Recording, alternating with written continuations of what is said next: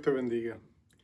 Qué gozo, qué alegría estar juntos otra vez, aunque separados por la distancia física, nuestros corazones unidos en un mismo sentir, en el amor y en la gracia de nuestro Señor Jesucristo que nos sustenta, que nos sostiene, que nos da fuerza cada día para que descansemos en su amor, confiemos en las promesas de su pacto y por supuesto creamos su palabra. Y es a esa palabra a la que yo te invito a que me acompañes hoy al libro de los Hechos, el capítulo 4, el verso 31 hasta el 37, que es el fin del capítulo. Hemos estado hablando de la iglesia y hemos estado hablando del avivamiento y hoy vamos a hablar de las marcas de una iglesia avivada. Y yo te invito a leer la palabra en el nombre del Padre, del Hijo y del Espíritu Santo.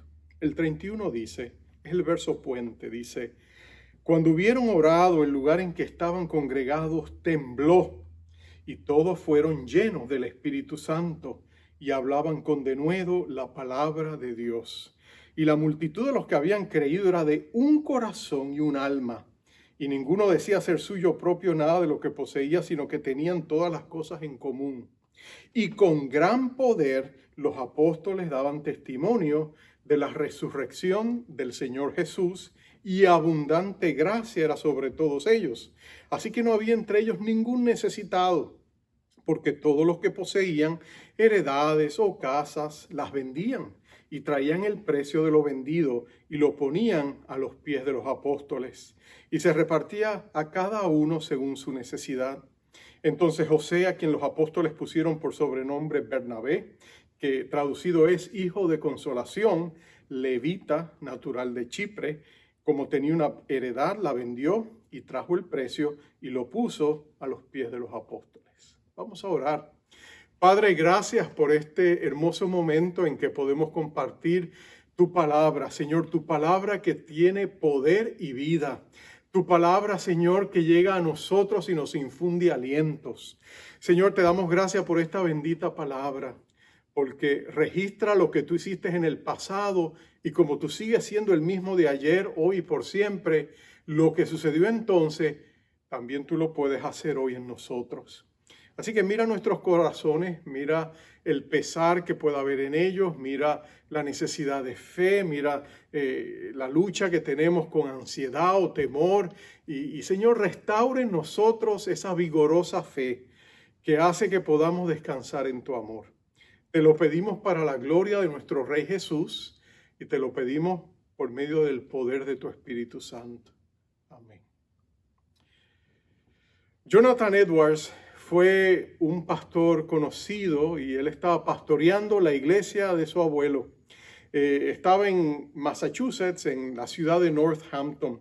Cuando, si tú le hubieras preguntado a Jonathan Edwards cómo describiría su iglesia, él usaría las palabras bíblicas de Ezequiel 37 y él decía: nuestra iglesia era una iglesia llena de huesos y huesos secos en gran manera.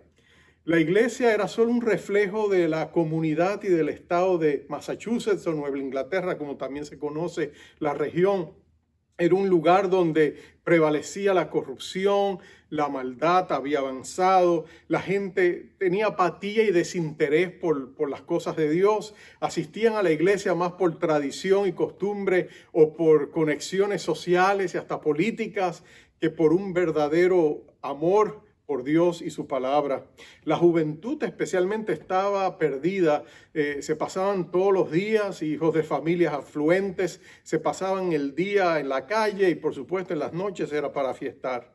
Harold Fisher, que fue un historiador de ese tiempo, decía esto, él decía: el estado de la sociedad y los valores morales estaban cada vez más corruptos. En ese tiempo parecía que Dios había abandonado Nueva Inglaterra.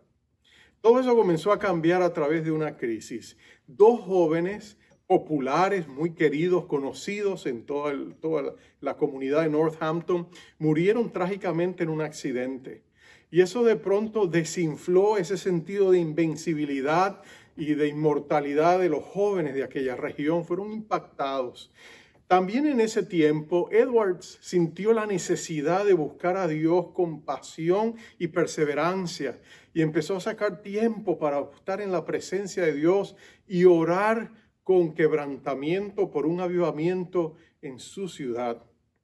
Fue entonces que en un domingo en la mañana él estaba predicando y él era un hombre brillante, una mente brillante, pero los historiadores nos dicen que no era un predicador elocuente. Parte de la razón era que tenía su vista, estaba atrofiada y él tenía que leer el manuscrito prácticamente pegando sus ojos para leerlo. Su manera de hablar era monótona. No era una persona dramática ni elocuente, pero aún así ese domingo cuando él empezó a predicar, su iglesia fue llenada por un sentido de la presencia de Dios. La atmósfera cambió y aunque él estaba leyendo un sermón de esa manera monótona, la presencia de Dios hizo que la gente reaccionara. De pronto un sentido de culpabilidad. La gente empezó a mirar en el espejo de su conciencia, empezaron a sentirse pecadores. El sentido de la santidad de Dios les hacía reflexionar sobre sus caminos y sus sendas y empezaron a arrepentirse y un gemir. La gente empezó a postrarse. Había un sentido de la presencia poderosa. Y por supuesto ese fue el comienzo de aquel gran avivamiento. Alguien describiría, el mismo Edwards describiría lo que había sucedido cuando la iglesia recibió esta infusión del poder y la presencia del Señor. Él la describe de esta manera, él dice, el pueblo ahora parecía lleno de la presencia de Dios. Había un sentido del amor de Dios de gran gozo. Nuestras reuniones eran hermosas, la congregación avivada, cada oyente ansioso de beber de la palabra y muchos respondían con lágrimas de arrepentimiento y una gran preocupación por el estado espiritual de sus vecinos. Eso es un avivamiento. Un avivamiento cambia nuestra vida y pone en nuestro corazón el sentir de Dios por pródigos, por perdidos. Y de hecho, detrás de los grandes avivamientos surgen los grandes movimientos misioneros. Bueno, aquello comenzó allí en Northampton, Massachusetts. Luego se extendió al otro estado cercano de Connecticut. Después vino a Nueva York y pasó a New Jersey. Trajeron grandes evangelistas como Juan Wesley, como Jorge Whitefield, y ellos siguieron echándole leña al fuego y con gran poder y unción predicaban la palabra de Dios. Lo interesante de esa escena es que tiende a reflejar lo mismo que sucedió con los discípulos en el aposento alto. Si ustedes recuerdan, el día de Pentecostés Dios había traído la infusión de poder y había nacido la iglesia, o como le llamaban en el Nuevo Testamento, la eclesía de Dios. Jesús había dicho proféticamente, él había dicho, yo edificaré mi eclesía, mi iglesia, y las compuertas de los infiernos no prevalecerán contra ella. Y el día de Pentecostés la iglesia nació llena de vida. La iglesia llegó a ser un organismo viviente porque tenía la vida del Espíritu en ella. No era una organización humana meramente, no era sencillamente hombres que se habían sentado a planificar cómo alcanzar al mundo con una noble causa. No, era un mover enteramente del Espíritu Santo usando hombres imperfectos como ellos y como nosotros para mover la iglesia al centro de la misión y el propósito de Dios. Para entender lo que pasó allí, para entender, porque eso comenzó en el aposento alto, pero 5 años después, la iglesia ahora está confrontada por oposición, por fuerzas políticas y antagónicas, religiosas, que se levantan contra ella y buscan hacerla callar. Y ahora hay una nueva visitación del poder del Espíritu Santo. La iglesia vuelve a ser llenada y empiezan a predicar la palabra con denuedo. Y los versos siguientes que acabamos de leer solo narran lo que sucedió en la iglesia en los meses y años subsecuentes a esta segunda llenura del Espíritu Santo. Y hay 3 características que llaman la atención de este nuevo movimiento, de esta nueva infusión del poder del Espíritu Santo y que marcan a esta iglesia. Hay 3 marcas específicas de una iglesia avivada que yo quisiera que nos notáramos en esta mañana. Sabemos que la eclesía era la comunidad de discípulos. La palabra eclesía se usaba en el argot regular de los romanos, en el griego que usaban, el idioma griego. Era la lengua franca de ese tiempo, aparte del latín que usaban los romanos. Pero la palabra eclesía se refería a la asamblea local de la comunidad de ciudadanos. Cuando ellos se reunían, deliberaban o tomaban decisiones, esa era la eclesía de la localidad. Pero en el Nuevo Testamento la palabra es recogida y se le da una nueva connotación, un nuevo significado, y llega a representar la vida de Dios en la vida de su pueblo.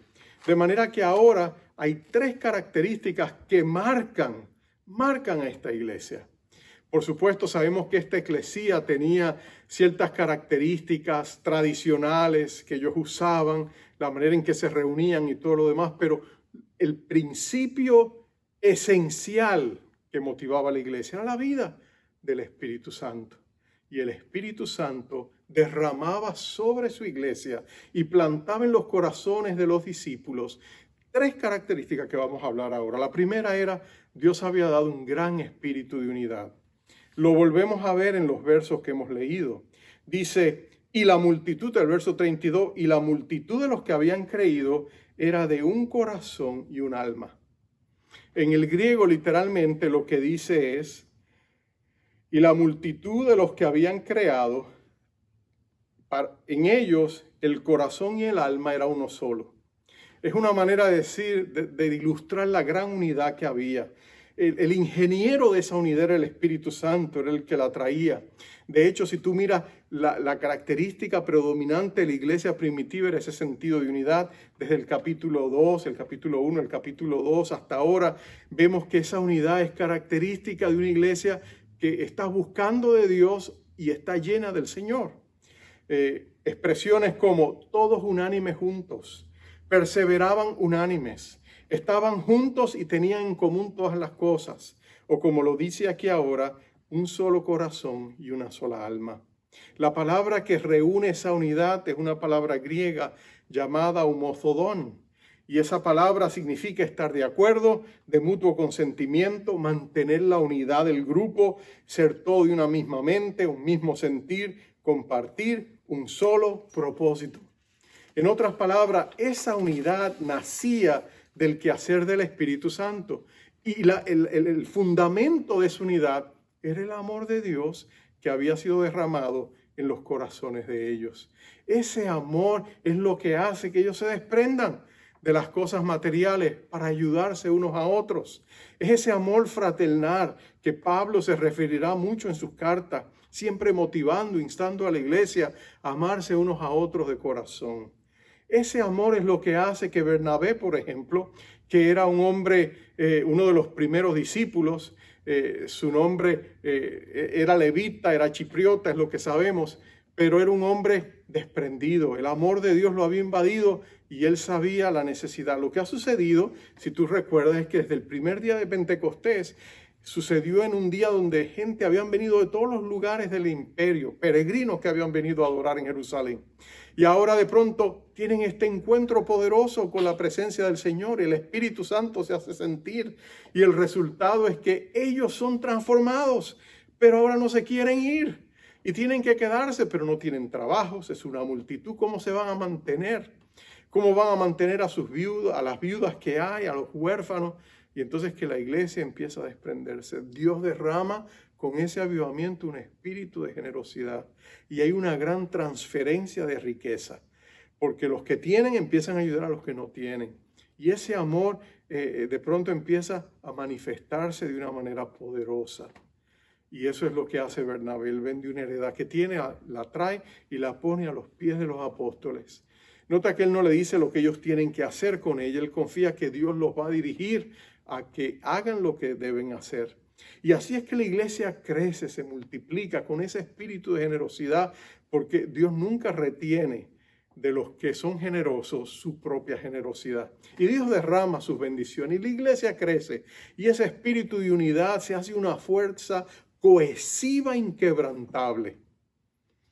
Y no solamente ese espíritu de unidad, si tú notas lo que dice la palabra, Dios también derrama. Hay otra expresión que se usa ahí, aparte de la unidad, y es que los apóstoles comienzan a predicar, a dar testimonio, dice, con gran poder. Nota que no dice solamente con poder, sino con gran poder. Y es que la palabra en el griego es una que es a veces difícil de traducir porque no le podemos hacer mucha justicia en otros idiomas. Pero la palabra griega es dunamis. Esa palabra es interesante porque palabras como dinámico, dinamismo o por ejemplo, dinamita surgen de la raíz de esa palabra. Es una palabra con poder explosivo. Es un poder que cuando se manifiesta, todos nos damos cuenta de que hay un elemento sobrenatural, porque es un poder que viene y hace cosas que humanamente son imposibles. Ese poder, ese dínamo que Dios manifiesta en medio de su iglesia, es lo que está representado con ella. Con gran poder, con gran dunamis, los apóstoles predicaban. Ahora, si yo me parara frente a ti y tuviera un cartucho de dinamita en la mano y tú lo miraras, bueno, quizás tú quisieras salir corriendo, ¿verdad que sí?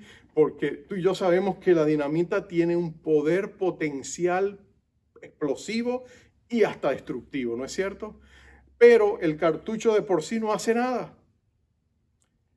Lo que la palabra dunamis se refiere no es a la energía potencial, sino al acto explosivo.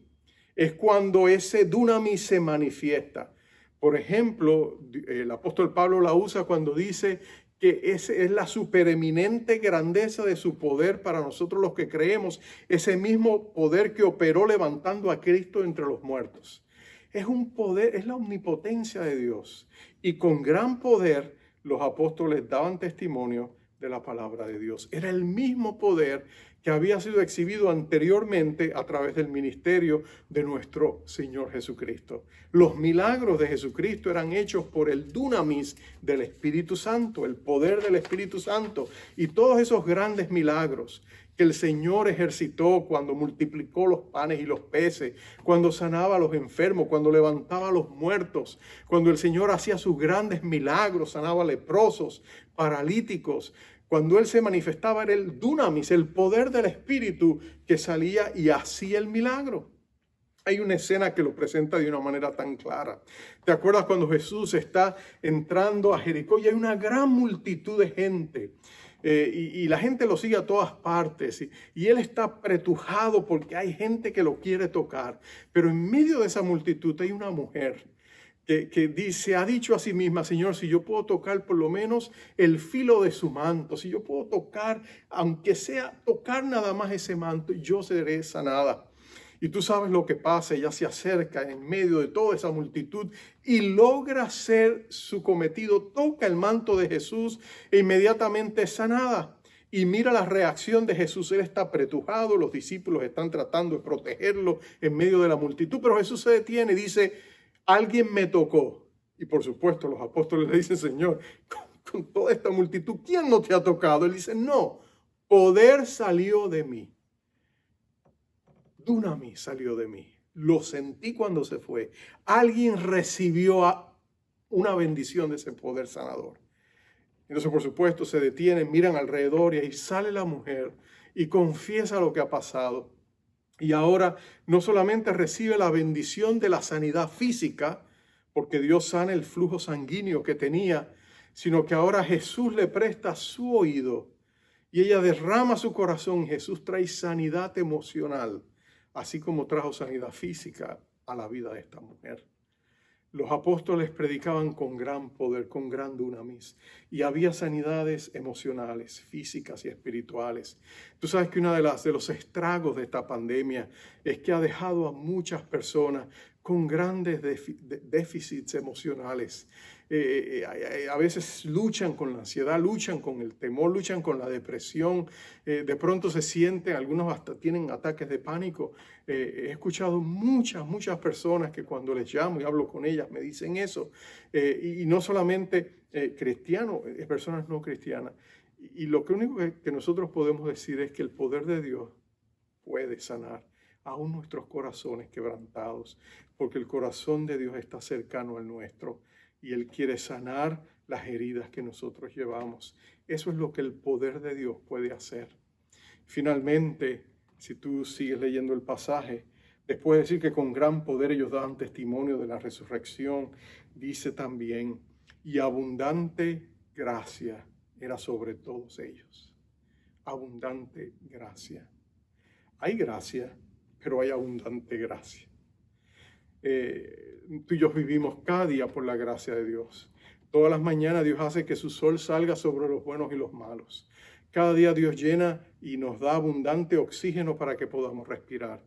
Por su misericordia y por su gracia, Dios pone pan en nuestras mesas, techo sobre nuestras cabezas. Él provee empleo, trabajo para que podamos trabajar. Dios hace provisión y nos cuida de manera que si la fuéramos a contar, nos faltarían números. Pero toda esa gracia que nosotros recibimos diariamente no es comparable a la abundante gracia que Dios derrama en tiempos de avivamiento. Cuando Dios derrama su abundante gracia, entonces nosotros podemos ver efectos extraordinarios, prodigios, señales, milagros, sanidades. Vemos que Dios derrama abundante gracia y vemos los efectos. La gente conoce a Cristo, la gente es transformada por el amor de Dios, la gente recibe la bendición física, emocional y espiritual de lo que Dios hace para derramar en nuestros corazones cuanto necesitamos.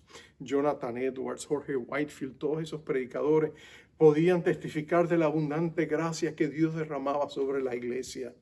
Habían tiempos increíbles. Jorge Whitefield, por ejemplo, en Nueva Jersey, él predicaba a grandes multitudes, a veces en los campos, y él predicaba la palabra de Dios. Cerca de Filadelfia, Benjamin Franklin, uno de los fundadores de esta nación, siempre lo iba a escuchar, y siempre que lo iba a escuchar, y él era deísta más que cristiano, pero siempre que lo iba a escuchar, su corazón era impactado por el mensaje y sentía la unción de Dios y el sentido de la presencia de Dios en medio de esas grandes multitudes. Benjamin Franklin decía que cuando él la escuchaba, su corazón se derretía. De hecho, él decía que para él lo escuchar, porque siempre lo iba a escuchar, él decía que él empezó a dejar hasta su billetera, porque decía, no, cuando llevo mi billetera suelto todo lo que tengo, y entonces no me conviene. Entonces él dejaba de ir para no tener que soltar. Entonces, pero lo que sucedió, él dijo después, fue que fue peor. Porque ahora cuando iba, Dios le impactaba de la misma manera y no teniendo, empezaba a pedir prestado y terminaba más endeudado de lo que él hubiera imaginado. Pero era que Dios estaba derramando ese mismo espíritu de generosidad, esa transferencia de riqueza para bendecir y apoyar la obra de Dios. En tiempos de avivamiento eso es lo que sucede. Dios toca corazones, gente recibe la gracia de Dios y luego quiere dar y servir al Señor de manera que nosotros no nos imaginamos. Y entonces vemos la abundante gracia que Dios derrama sobre nuestras vidas. Es una misericordia superlativa que Dios derrama sobre los corazones de su pueblo. Es una abundante gracia que nos permite superar obstáculos que ordinariamente no pudiéramos superar. Un ejemplo de esto se ve en el libro de Zacarías, capítulo 4, verso 7. Te pinto rápidamente la escena. Zorobabel, el gobernador de la nueva nación de Israel que ha sido repatriada de Babilonia, está pasando grandes problemas, tiene grandes enemigos, no pueden avanzar en la reconstrucción del templo. Es como si hubiera una montaña de oposición que ellos no pueden superar y ellos están necesitados de abundante gracia. Y en el verso 7 del capítulo 4, Dios le da estas palabras a Zorobabel, le dice: ¿quién eres tú, oh gran monte? Delante de Zorobabel serás reducido a llanura. Él sacará la primera piedra con aclamaciones. Gracia, gracia. En otras palabras, Dios le está diciendo a su siervo: mira, voy a derramar abundante gracia para remover el gran obstáculo que está puesto delante de ti. Y ese gran monte lo voy a hacer llanura, para que tú veas cuán grande es el poder de Dios. Y cuando yo lo haya hecho, lo único que tú vas a poder es alabarme, decir la gracia de Dios. Gracias, Señor, gracias que tú has hecho por tu gracia todas estas cosas. Jesús volvió a intimar algo de eso en Marcos 11, 23 y 24. Ahí él dice: porque de cierto os digo, que cualquiera que dijera a este monte, otra vez, gran oposición, otra vez, gran obstáculo, a este monte, quítate y échate al mar, y no dudar en su corazón, sino que creyere que será hecho lo que dice, lo que diga será hecho. Por tanto os digo que todo lo que pidiereis orando, creed que lo recibiréis y se os vendrá. Mira la promesa que nuestro Rey Jesús nos da. Él dice, sabes, enfrente de esos grandes obstáculos que tú enfrentas, háblale al obstáculo y dile cuán grande es tu Dios. No solamente me digas a mí cuán grande es el obstáculo, habla ese obstáculo y dile en el nombre del Señor Jesucristo y en la autoridad de ese nombre, este monte tiene que ser echado fuera. Y el Señor dice que lo hará. Persevera, persiste, síguelo pidiendo, síguelo declarando y verás que Dios puede remover nuestros grandes obstáculos. Pueden ser obstáculos físicos, pueden ser espirituales, pueden ser emocionales. Pero cuando nosotros clamamos al gran poder y a la gran abundante gracia de nuestro Dios, ¿qué es imposible para Él? Esas tres marcas caracterizan una gran iglesia. Un gran espíritu de unidad, un gran poder que se manifiesta y abundante gracia. Y tú puedes tener por cierto, y lo vamos a ver la semana que viene, que cuando la iglesia está en ese lugar, tú puedes tener por seguro que el diablo va a venir a luchar contra esa unidad, trayendo división, y va a luchar contra ese gran poder, creando distracciones, y va a tratar de subvertir o destripar esa abundante gracia que Dios quiere traer al corazón de su pueblo, pero no lo podemos permitir.